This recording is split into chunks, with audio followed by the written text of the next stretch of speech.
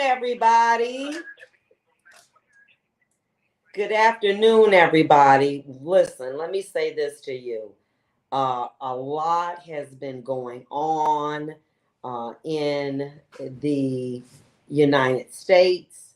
We're getting ready for elections, and we know that with the elections, um, that there are a lot of issues that are presently going to be before the court and I mean before the voters. And let me just say this to you.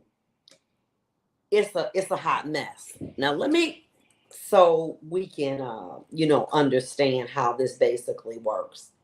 Well, it's simple. Right now, everyone is jockeying for position. What do you mean? Simple. If the legislatures, want something done and they're not getting it done, they're taking it to the courts. We saw that with the overruling Roe v. Wade.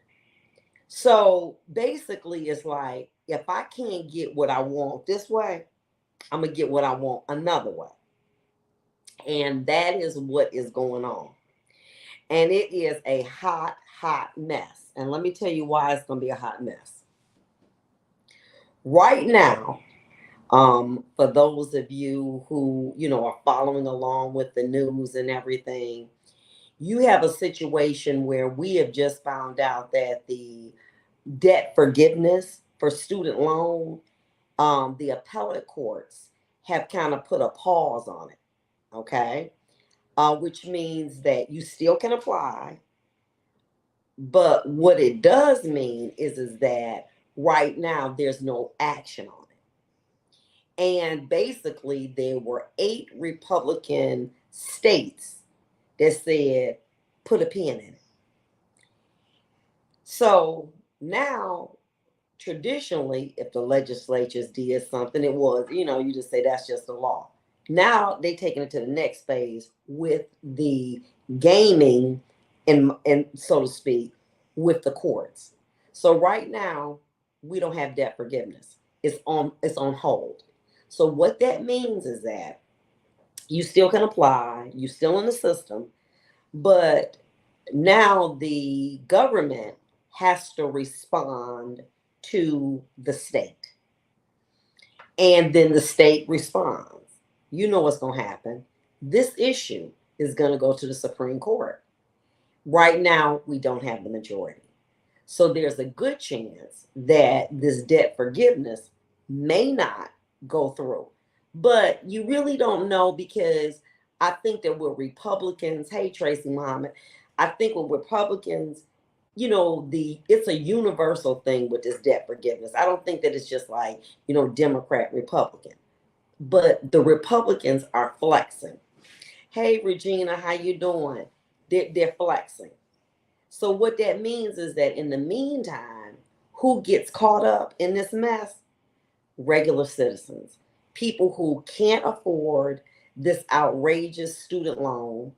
And what happens is we are got, you've been made a promise. It's like somebody saying you about to get a new car. You got insurance, everything, and then all of a sudden they say, oh, we can't deliver the car. Why? Because of the wrangling with this. Now, let me tell you what's going on. Also, the Republicans are basically saying to Bush, look, let me tell you something. It's something called a debt ceiling. And the Congress gives exclusive authority to the president to get money. Well, Congress is saying that we are going to vote so that we can eliminate this debt ceiling. Guess what that would happen to us? Interest rates are going to go sky high. And the country can go in default. So that is what the Republicans are telling Biden, unless you cut back Medicaid and Social Security. But here's the rub. We understand that's far off. You know what I'm saying? That's like right down the line. But right now, regular people are hurting.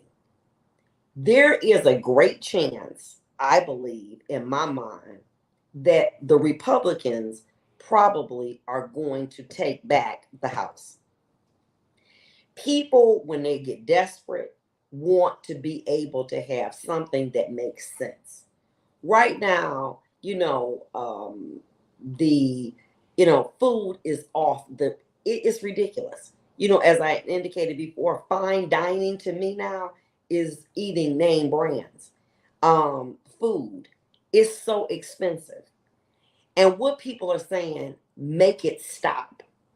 And if that means that I vote Republican, I will, or I won't vote at all. Which means that if the Republicans take back over the House, oh baby, oh baby, you got trouble. Because what they're saying is they're willing to make the country go into default if they don't cut back on Medicaid and Medicare and Social Security. Do Republicans want to hurt those people? Nope. They're jockeying for power. But regular people are saying this. Gas is high. We're in a recession. I can't even look at my 401k no more. I mean, because there's no way I can replenish it. So if interest rates go through the roof, we are going to be in a full-fledged inflation. And that's not a good thing because we're going to be messed up. I don't know if many of you remember, I was a child. When you had to wait in line to get gas, we had inflation. I remember my parents were school teachers. They were on strike, had to get bridge car. Everything was, what else food stamps in? Everything was messed up, turned upside down. That's what we're looking at. Right now, I mean, I understand Biden's concern to help other people. I'm with it. But you got to be able to look out for your own first. And I think that a lot of people, including, myself, have, because like I said, I have been a Democrat for life. But right now, when I'm looking at my immediate needs, my 401k is upside down. People are very reluctant to get lawyers when their money is tight. So that's affecting my practice. Gas is high and food is high. And so now somebody is saying, but guess what? I got a solution. All you got to do is vote Republican and all this will go back. We thought it was bad with Donald Trump. There's no way. It's far worse. And everyone knows that it is far worse. And it is my belief, and I don't know, because, I'm not I don't know enough about the economy to, but I know this. When we stuck our nose in what was going on with Russia, things got turned upside down. It turned upside down at that point. I'm not saying that the Ukrainian people don't need our support. They do. I'm not saying that Russia's not a bully. They are. But at some point, you got to save yourself. And right now, there are a lot of unhappy people. And they're unhappy because the way we've been living right outside of a pandemic is turned upside down. I go to the gas station. I was like, oh, wow, gas is $3.65. That's ridiculous.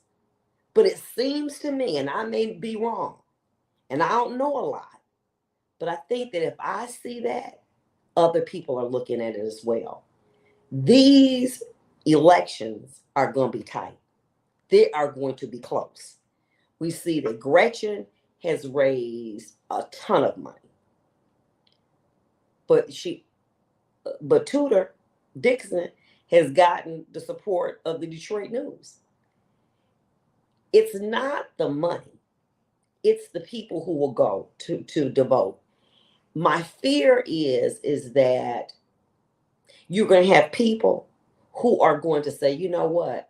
I understand, I'm concerned about women's rights, but I'm also concerned about how I'm going to feed my children. I'm also concerned about my job. So, I ain't gonna just vote. Well, if you are a Democrat and you traditionally voted Democrat, a non-vote is a vote for the Republican Party. This election is gonna be upside down. Then we have who? Biden telling Elon Musk, we need you to put SpaceX over in Iran. Now, you're giving to me too much power to a regular layperson. He's gonna stop. He's gonna start demanding some weird things too. This economy, this situation is messed up. And what it is because I felt, and I think that most people did feel, that Biden was a long lasting politician. It was like this. You ever been in a choir? You be singing good with other people, but then when you got to do your solo, you realize your voice ain't as strong as you thought it was, because now the only voice that you're hearing is your voice. And right now, there are a lot of people that are unhappy. I am blessed and favored that at least I do have my pension, but it's a lot of people out here that don't have a pension and they're suffering, and they want an end to the suffering. They are tired of paying this food outrageous. They tired of gas being high. If you think it's bad now, it's about to get a hot mess, and people are afraid, and we got to do something. And what people may think the quick fix is to go back to life before Biden, which was when Republicans ruled. When Republicans ruled, it was bad, and Trump was doing bad things, and there were other social issues that were out of control. But financial issues, they weren't anything like this. And so this is going to be different. This is going to be definitely challenging. I do not think that it's going to be a cakewalk everywhere. I do, see that in some states you're going to have, Democrats will prevail. But in other states, I think there's a good chance that the House will then be run again by Republicans, because people are sick and tired of holding out. You know what I'm saying? It's just too much. And everybody's like, oh, well, you know what? It's going to get better. Well, it wouldn't bother me before, because I was working and I could put money back in my 401k. I can't do that now. So I can't say, well, you got 5 more years. 5 more years, I will have 5 cents. If that's a concern for me, don't you think that that's a concern for people that's working every day, that don't have a 401k? You know what I'm saying? This serious. And I think that what people want, we want an immediate fix to stuff. And that immediate fix may not just be right up, but a lot of people, I believe, are going to vote Republican that did not traditionally vote Republican, or they're not going to vote at all, because that's an apathetic vote. An apathetic vote is a vote for the other side. It's not looking good, folks. It's not looking good. We'll be back.